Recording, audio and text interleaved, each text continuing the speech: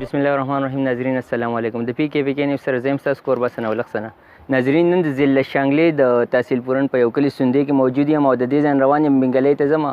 د بنګلۍ کومه جرګه چې وه نو هغوی په متفقه طور باندې یوه معاهده چې د هغه جوړه کړې ده د فضول او د غیر ضروري کم رسمونو ختمولو لپاره.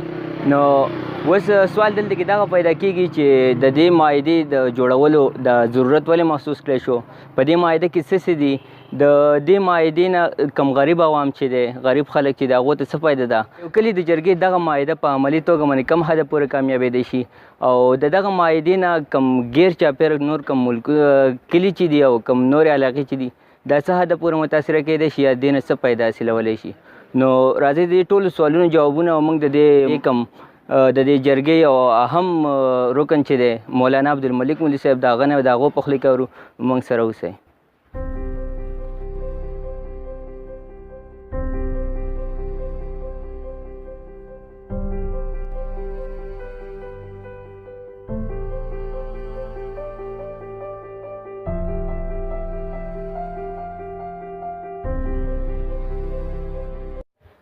جی ناظرین، دغه کوم سوالونه چې موږ تاسو وایي دغه ټول جوابونه به تاسو ته د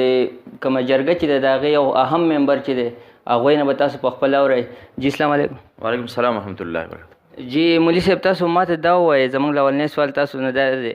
چې دا کومه معاهده چې تاسو جوړوله نو د دې ضرورت تاسو څنګه محسوس کړو؟ بسم الله الرحمن الرحیم. ټولو کې اول خو ستا شکریا ده کوو چې تاسو موږ له د دې خیالاتو د اظهار موقع راکړله. تاسو څنګه خبره وکړه چې د معاهدې د تیارولو څنګه ولې ضرورت محسوس شو؟ حقیقت دا دی چې دا موږ چې کوم سټپس اخیستي دي نو په دې کې د هغه ټولې خبرې دي پکې چې خلک تاوانیان کېدل او خلکو پیسه هغه ضایع کېدله هغه بالکل د هغوی په کار باندې نه راتلله او د اسم د خلکو په ذهن کې دا خبره نه مخکې نه وه خو چا اقدام نشو کولی، چا پهل نشو کولی چې څوک د دې اقدام وکړي. نو موږ د دې ضرورت ځکه محسوس کړو چې دا خلک د دوی تاوان او د دوی هغه پیسه چې کوم هغه بالکل په غلط ځایونو کې صرف کېده ده او خرج کېدله او په رسمونو رواجونو کې او بالکل په داسې ځایونو کې چې لکه الله به تم تپوس کوي او د الله پیغمبر پې هم خفه کېږي. زموږ د دنیا او د آخرت د دواړو نقصان و پکې. نو موږ دغه نقصان ته وکتل او موږ د دې فیصله وکړه چې د دې خلاف څه اکشن پکار دی. جی ډېر ډېر مننه. دا بل سوال چې زموږ دی تاسو نه چې په دې معاهده کې داسې څه څه دي هغه که تاسو زموږ د ناظرینو ته ووایئ. نو په دې معاهده کې موږ یو 12 نکاتي ایجنډا موږ په هغې کې مقرره کړله. 12 نکات دي پکې چې په هغې کې د غمونو کې او په ښادو کې او په دې بعضې چې کوم د خوشحالۍ موقع نو په هغې کې د خلکو نه څه اضافي خرچونه کېږي نو موږ د هغې خلاف په دې باندې دا کړلی. نو په دې کې د ودونو په موقع باندې چې کوم جوړې خلک ورکوي یا د ودونو په موقع باندې کوم د سرو زرو ګوتۍ ورکوي او د هغه اضافي بوج راځي د کور په سربراه باندې یا د کور په خاوند باندې چې کوم اضافي بوج راځي نو د هغې په باره کې دا خبره کړله. دویم موږ داسې ویلي چې ماشوم چې کوم کور کې ماشوم پیدا شي او هلک پکې پیدا شي نو هغه کور والا د هغه پلار دغه ماشوم پلار ډېر لوی تاواني کېږي او ډېر لوی تاوانونه دغه نه کېږي او ډېر لوی جوړې ورکوي او د سرو زرو ګوتۍ ورکوي او جوړې ورکوي او جامې ورکوي او هغه تقریبا 1.5-2 لک روپو پورې دغه تاواني شي. نو موږ وایو چې دا کار به د سره نه وي. د دې په ځای باندې د الله پیغمبر صلی الله علیه وسلم موږ مسلمانان یو هغه ویلي چې تاسو عقیقه کوئ نو که جنۍ پیدا شي نو یو سورې حلالول غواړي وړوکې او که هلک پیدا شي نو 2 سورې حلالول غواړي واړه سورې. دې ته عقیقه وایي. دا سنت ده، په دې کې ثواب دی. او کوم چې موږ دا جوړې او جامې او ګوتۍ دا څیزونه ورکوو نو دا قطعا ناجایز دي او دا پکې نه وي. موږ د دې څیزونو یو سټپ اخیستی دی. دویمه خبره دا ده چې په دغه کې په دې اخترونو کې چې کم خلک د غم ولا کور ته ځي نو موږ دا به نه ځي. داسې د کم حاجیان صاحبان چې د حج نه واپس راشي او هغه خلکو له بیا جوړې ورکوي نو دا موږ نه به ورکوي ځکه چې هغه شته دغه نه ډېرې پیسې ولګېدلې. اگر چې نبي صلی الله علیه وسلم وایي چې د حج سره به غربت انشاءالله ختمیږي، به حج سره غربت ختمیږي، لیکن دغه اضافي بوج چې دلته کې واپس راغی او بیا خلکو له جوړې ورکوي، جامې ورکوي، برخې ورکوي نو موږ دا به کم از کم د سره به نه کوي. د هغې سره موږ دا خبره ورسره کړله چې کوچدن چې کومه کېږي نو کوچدن به ډېر په اسانه طریقه باندې به کېږي. په هغې کې به ډېر زیات لوی ښځې یو طرف ته بل طرف ته تلل راتلل دا به پکې د سره نه د ښځو تلل راتلل به پکې قطعا نه او چې کم د هلک د کور د طرف نه کم فروټس ځي او یا په هغې کې چې کم چرګان ځي او یا چې کم ډرای فروټ او کم چې لکه کولډ ډرنکس په هغې کې ځي نو دغه په هغې به قطعا پابندي وي. صرف یو 4-5 تنه سړي به د هلک د کور د طرف نه به روان به شي او خپل یو مولي صاحب به د ځان سره کړي او لاړ به شي د جنۍ د پلار کور ته او د هلته کې به هغې سره به هلته کې به کوژدنه به وکړي واپس راځي به هېڅ قسمه د څه شي وړو راوړو به قطعا بالکل ضرورت به نه او په دې کې دا دغه دی دا پکې موږ ویلي چې د یو مسلمان سړی به دلته کې نو هغه چې کله وفات شي نو د هغه میراث په بشري طریقه باندې تقسیمیږي به او داسې چې بالکل عام لیول باندې چې کوم په اخترونو کې او په دې شو قدر کې او په دې څیزونو کې کوم اضافي خرچونه خلک کوي د خوني په نوم باندې موږ ورته خونې وایو د هغې په نوم باندې چې کوم هغو اضافي خرچونه کوي نو موږ دا به قطعا نه کوي او د دې به بالکل پابندي به دی جی ښه نو ناظرین تاسو وکړه دغه کوم اهم نکات چې دغه په دې د معاهده کې دي او مولوي صاحب بل سوال زموږ ستاسو نه دغه دی چې خلک وایي چې د غریب او د متوسط طبقې دپاره دا ډېره فایدهمنه نو هغوی دپاره دا څه فایده ورکولی شي څنګه داسې فایده ورکولی شي چې زمونږ ټول غریبانان یو زمونږ په علاقه کې ډېر کم خلک به داسې چې لکه هغه لږ مالداران خلک دي نور موږ ټول غریبانان یو نو غریب سړي ته پکې دا فایده ده چې غریب سړي باندې چې کله دا خوشحالي به چېرته کې راغله او د هغه په ګاونډ کې او د هغه په کلي کې په محله کې به بل سړي هغه به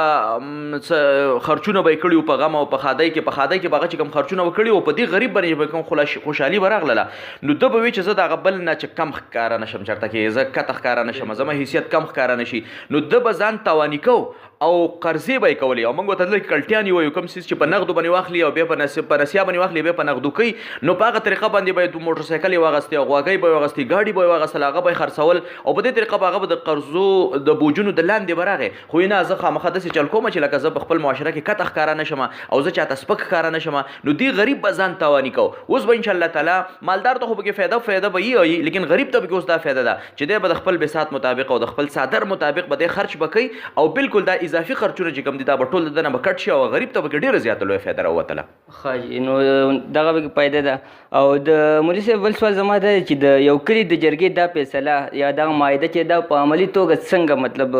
کم حده پورې کامیابېدی شي بالکل دا تاسو صحیح خبره وکړه دا اوس اصل سوال دی موږ په هر کلي کې چې کوم تلي یو په پورن کې زموږ نه یو کلی نیم فی الحال پاتې شوی دی انشاءالله تعالی په راتلونکي جمعه کې او په بله جمعه کې به موږ هغې ته لاړ شو باقي ټول پورن تقریبا موږ کور کړو په دې لحاظ باندې هر کلي کې چې موږ هغوی سره خبره کوو اول کې چې موږ په خپل کلي کې په بنګلۍ کې کومه خبره کوله نو موږ کلیوالو ته وایو چې دا شی چې څوک نه فالو کوي او د دې وایلیشن کوي د دې مخالفت کوي نو دا باقي ټول کلی به د هغه سره خپل غم خادي به کټ کوي د هغه ټول کلی به د هغه سره غم خادي به کټ کوي او هسې انشاءالله تعالی خلک دي بالکل د مخکې نه منټلي تیار دی ورته او د مخکې نه هغوی تیار وو چې لکه موږ چې داسې څوک وې څوک د الله تعالی بنده داسې راپورته شوی چې موږ د هغه سره په دې باندې عمل وکړلی انشاءالله تعالی د دې به څوک مخالفت به نه کوي خو که بالفرض چا مخالفت وکړو نو دا باقي ټول کلی به د هغه سره غم او خادي به ورسره کوي کټکۍ به ورسره سوشل بایکاټ به ورسره کوي لهذا د دغه یارې نه او خلکو به خپله مالي فایده موندلې ده نو ټول خلک انشاءالله تعالی دې ته تیار دی او د مخکې نه ذهنن ورته تیار دی او زمونږ په د بعضې کلي چې کوم دی زمونږ کلی بنګلی یا الوچ یا چاګم په هغې کې باقاعده طور په دې باندې عمل باقاعده طور شروع شوی دی په غمونو کې او په خادو کې په کوژدنه کې د اوړو کې په پیدا کېدو کې په هغې کې په دې باندې بالکل عمل شروع شوی دی خلک ورته تیار دی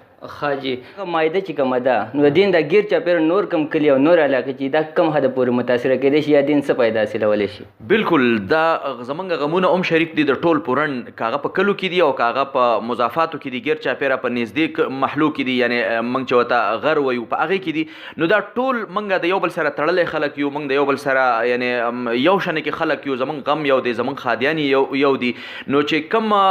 خبره موږ به د کلو کې وکړه انشاءالله تعالی دا موږ خورو به د دې اشاعت به کوو دا به موږ رسو به انشاءالله تعالی د نږدې کلو ته دا چې کوم په غرونو کې کوم خلک اوسېږي هغې ته به موږ ځو هلته کې چې څومره جوماتونه دي څومره اجري دي او څومره ځایونه دي څومره محلي دي انشاءالله تعالی هغې ته موږ ځو او دا ټول پورن به انشاءالله تعالی موږ د هغې په لپیټ کې به راخلو به او ټول خلک چې د کلي سړي ته یوازې فایده را نه شي بلکې د غره په سر کې که زموږ یو ورور اوسېږي چې هغه ته هم د دې فایده ورسي بلکې موږ خپل د دې پورن نه به بیا بالکل بار مخوزو طرف ته به ځو مارتونګ طرف ته د چکېسر خلکو موږ سره رابطه کړله انشاءالله تعالی هلته به بیا موږ ځو او دا به د ټوله علاقه کې او به د ټوله ضلع کې به انشاءالله تعالی دا موږ وصي کوو ټولو خلکو ته به انشاءالله تعالی دې فایده به رسي